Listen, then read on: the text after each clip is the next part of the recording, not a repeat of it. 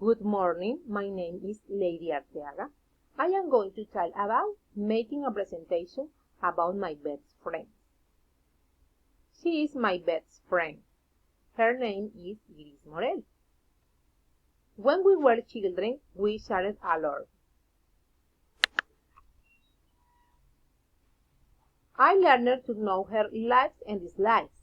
For example, when she was little, she liked to eat green apples. She liked to eat pizza. My best friend liked to go to the park a lot. But I also remember that she didn't like eat the soups. She didn't like to eat vegetables and she disliked visiting her aunts. She couldn't watch horror movies because couldn't sleep. She couldn't ride a bike. That was terrible. When my friend was little, she could jump ropes. My best friend now has many abilities. For example, she can go to work in her car.